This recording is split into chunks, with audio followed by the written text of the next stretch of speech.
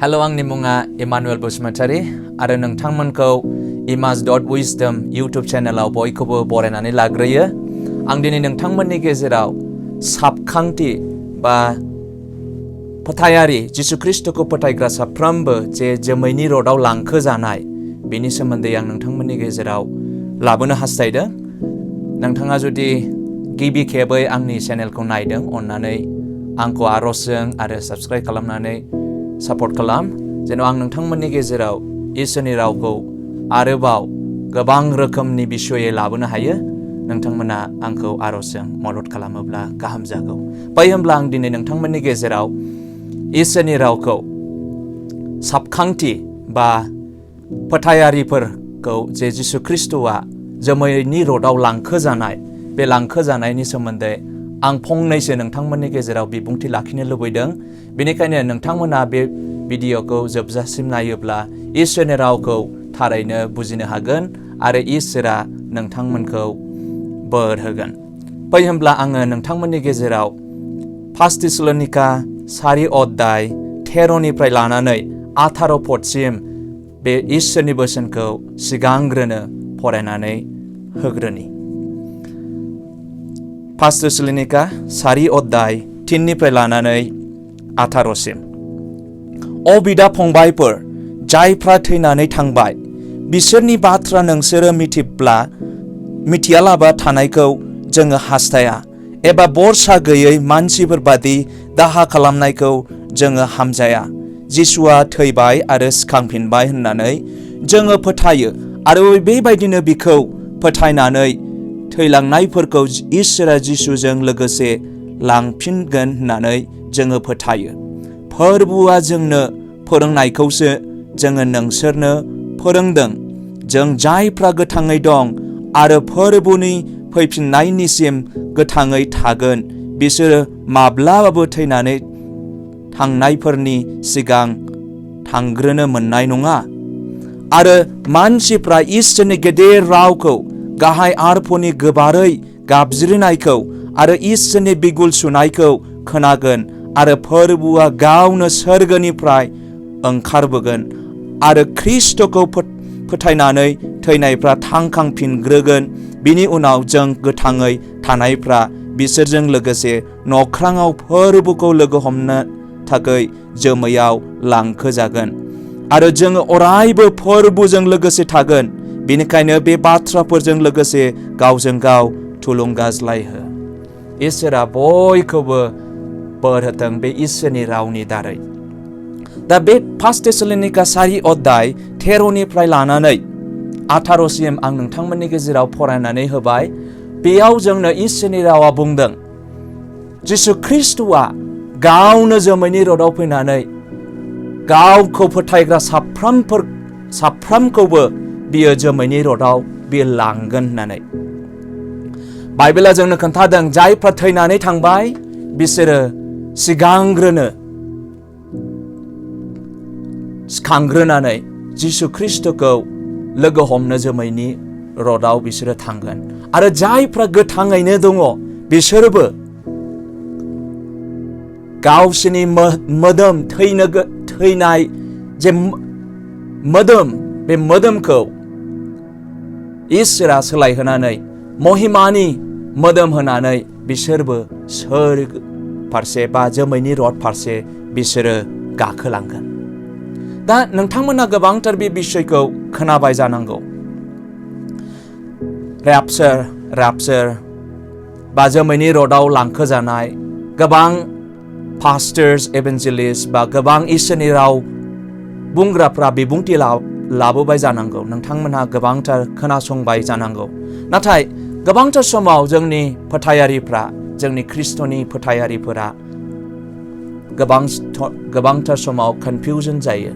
माब्ला बियो जागोन होननानै, माब्ला रेपचारनि दिना माब्ला, बा साबखांथि बा जिसु ख्रिस्टनि जोमैयाव लांखोनाय बे समा माब्ला जागोन, गोबांथार समाव जोङो कनफिउज जायो। आथिखालाव कर'ना भाइरासनि गेजेरजों आरो गोबांथार बेबायदिनो दावहाफोरखौ जोङो नायो, बा गाज्रि जाथायफोरखौ जेब्ला जोङो निउस पेपाराव बा टिभियाव बा मबाइलाव जेब्ला जोङो ससियेल मिडियानि गेजेरजों नायो अब्ला जोङो गिख्रङो अब्ला जों सानो सयसथिया फैबाय बियो गोबां गाज्रिखौ लाबोसिगोन नैबेबायदि साननानै जोङो बिराद गिख्रंनाय जोङो थायो आरो जों समाव जिसु ख्रिस्ट'आ दि जोंखौ जोमैयाव लांखोगोन बेखौबो जोङो जों बावगारफ्लाङो नाथाय जोंनो बाइबेला जोंनो खोन्थादों जे 1 थेसलोनिकेनि 4 अध्याय 13निफ्राय लानानै 18सिमाव जोंनो इसोरनि रावा बुंदों जाहैबाय जायफ्रा जिसु ख्रिस्ट'खौ फोथायनानै थैनानै थांबाय बिसोरो सिखांफिनग्रोगोन महिमानि मोदोम लानानै आरो सोरग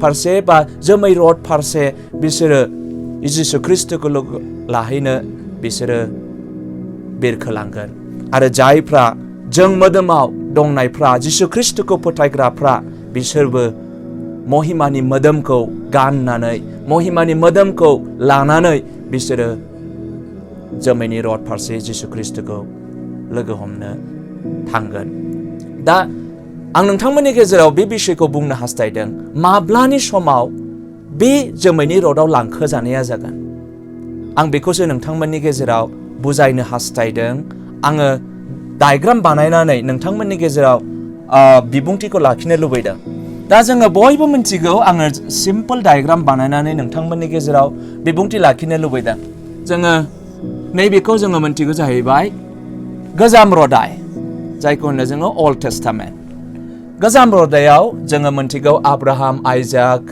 बिसोर गासैबो इसोरखौ फोथायनानै बिसोरो थैनानै थांबाय नाथाय गोजाम रदायाव जेरै इसोरा रादाय खाखादोंमोन जे जिसु ख्रिस्ट'आ संसाराव फैनानै गावनो बुलि होगोन मानसि माहारिखौ बासायगोन थिग बेबायदिनो जिसु ख्रिस्ट'आ 2022नि सिगां बियो संसाराव फैनानै क्रुसाव बियो दोगथाब जादोंमोन जायखौ जोङो गुड फ्राइडे होननानै जोङो मोनथिगौ बे गुड फ्राइडेनि दिनाव जिसु ख्रिस्ट'आ गावनो क्रुसाव बियो बुलि होजानानै जोंनि पापफोरखौ बियो सुस्रांदों आरो जोंखौ क्षमा होदों आरो जायफोर जिसु ख्रिस्ट'खौ फोथायो नै बे फोथायनानै जोङो जिसु ख्रिस्ट'नि फैनायखौ जोङो नेनानै जोङो दङ दा जोङो बेखौ बुङो जाहैबाय चार्च एज जोंनि ख्रिस्टियानावहाय बुंदों जाहैबाय चार्च एज बेनि ओंथिया जाबाय गिर्जानि मुगा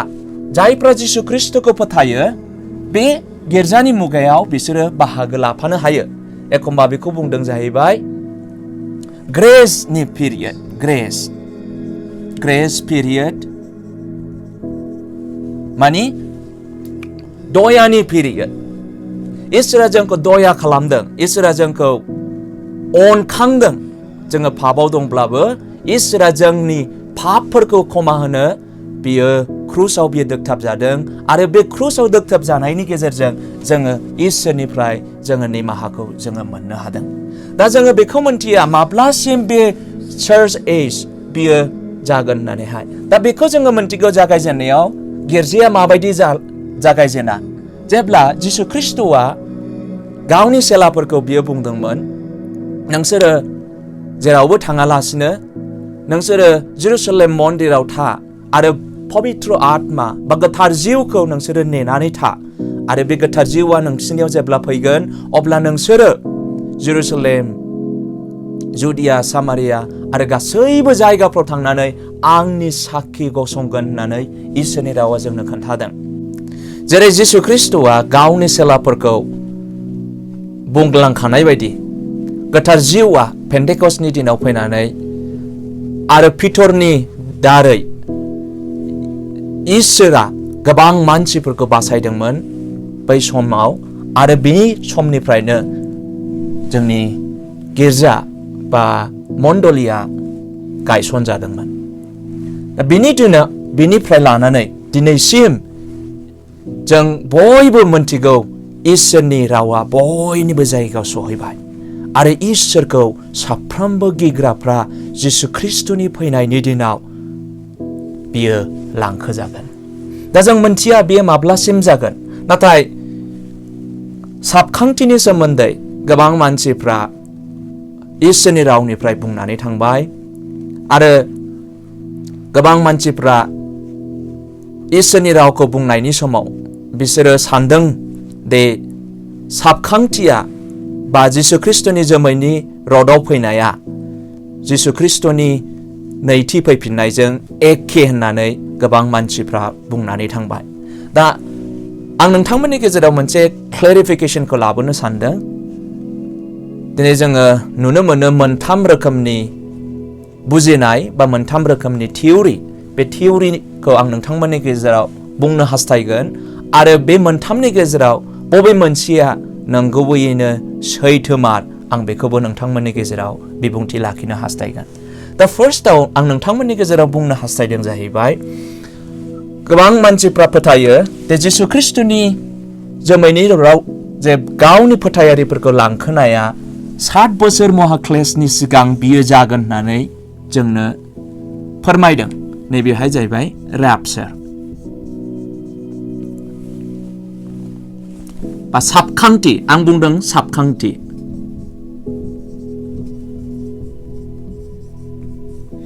बे साबखांथिया माब्ला जागोन?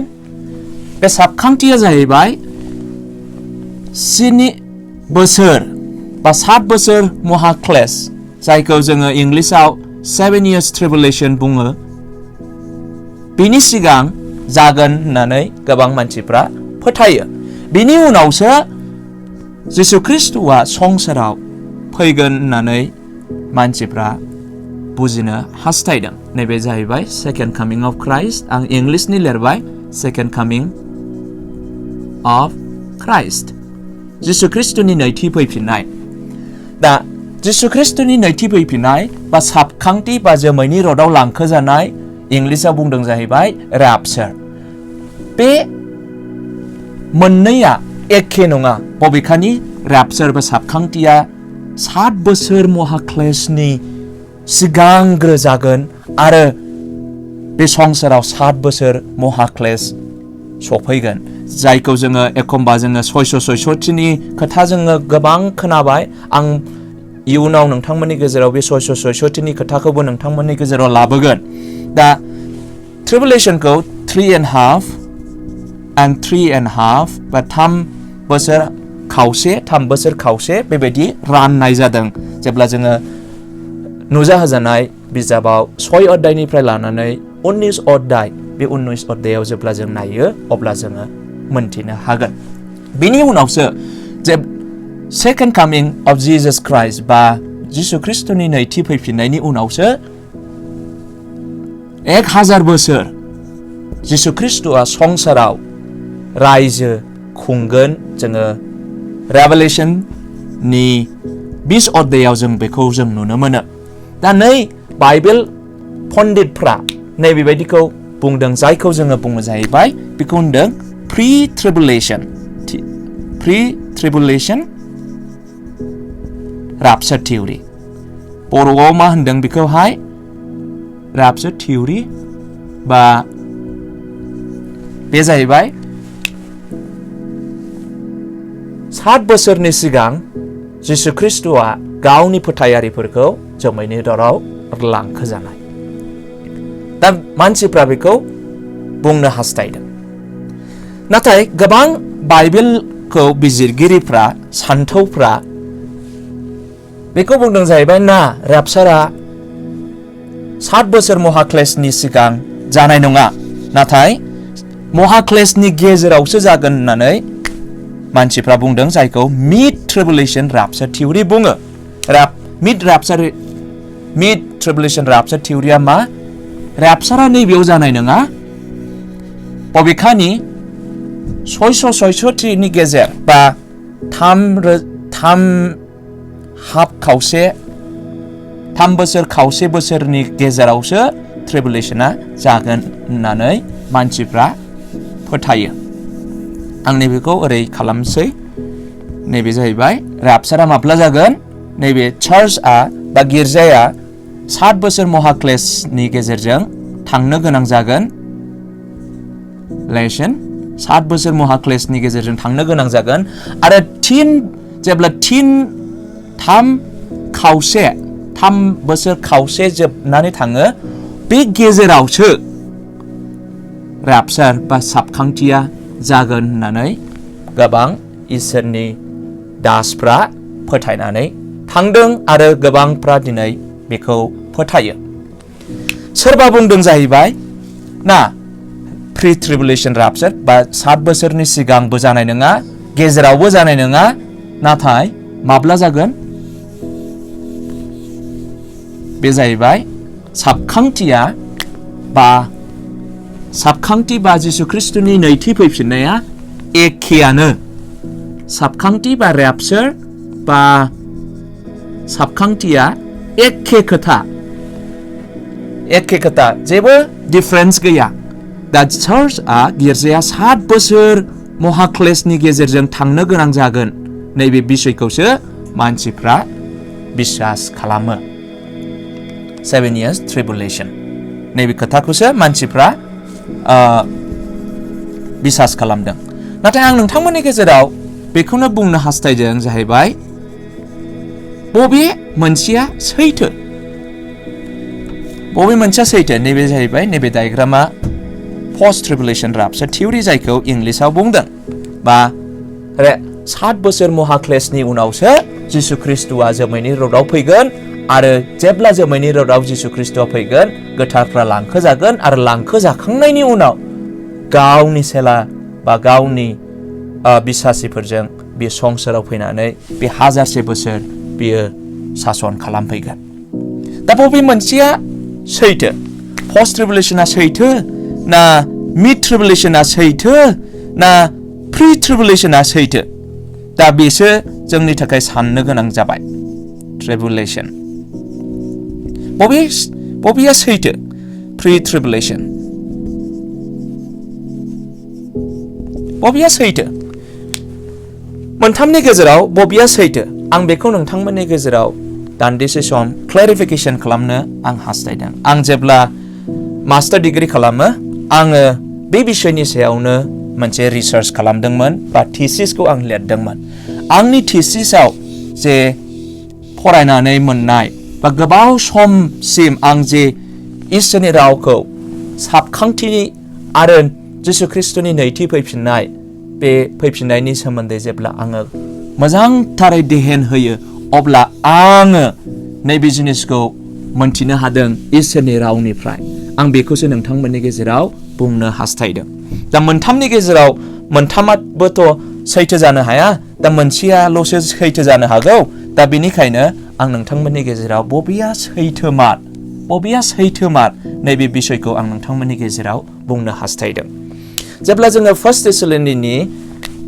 थेसलोनिनि 5नि 9 अध्यायखौ जोङो जेब्ला फरायो अब्ला जोङो मोनथिनो हायो आङो फरायनो नोंथांमोननि गेजेराव 1 थेसलोनिनि 5नि 9 अध्यायाव गावनि रागआव खोख्लैनो थाखाय नङा फोरबु जिसु ख्रिस्टजों बासायजानायखौ होनो थाखायसो इसोरा जोंखौ सायख'दों इंलिशाव बुंदों जाहैबाय for we are not appointed for the wrath जोंखौ इसोरा गावनि रागायाव थिनानै जोंखौ दोनाखै होननानै बुंदों दा जों बेखौबो जों नुनो मोनो 1 थेसलोनि 1नि 10 आवबो जोङो बेखौ जों नुनो मोनो इसोरा जोंखौ गावनि रागायाव फसंनानै दोनाखै दा बेखौ जुदि जोङो नायो अब्ला जों नुनो मोनो रागा इसोरनि रागाया मा बेलाय जेब्ला जोङो 1 थेसलोनि 5 अध्याय 1 निफ्राय लानानै 9 अध्यायसिम जों नायो अब्ला जोङो मोनथिगौ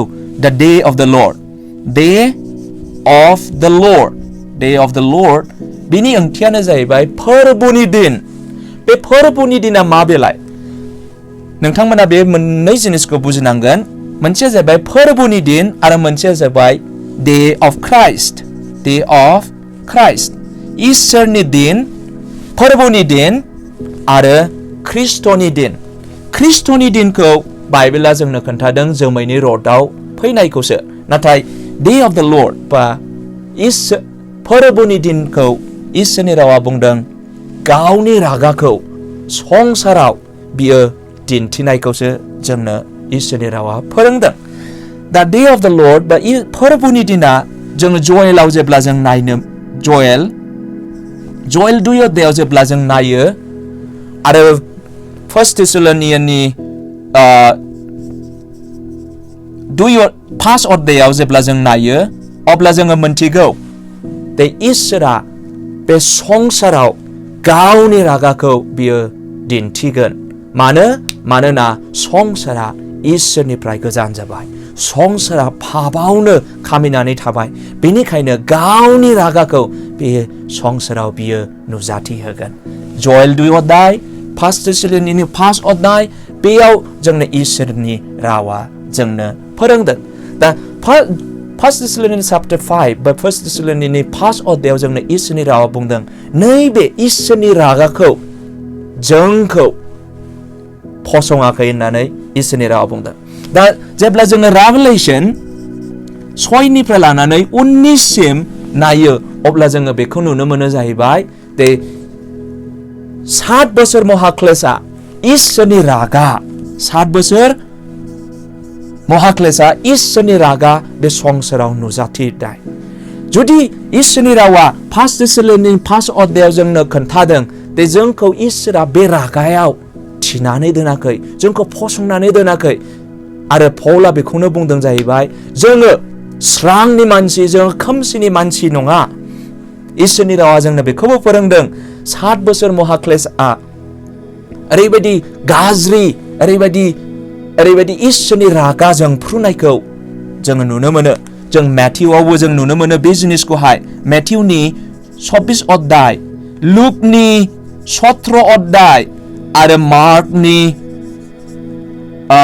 13 अध्याय बे गासैबो इसोरनि रावाव जों नुनो मोनो इसोरनि रागाया बे संसाराव सफैगोन आरो जों बेखौबो नुनो मोनो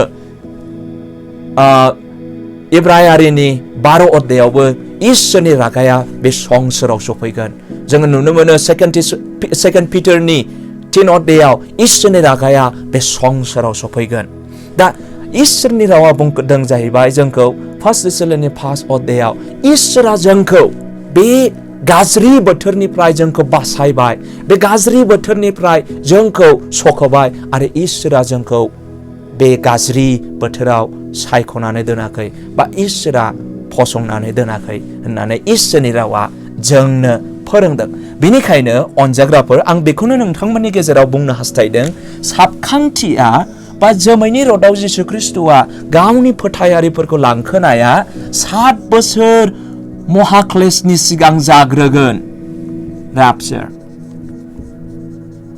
साबखांथि जायखौ बर'आव होनदों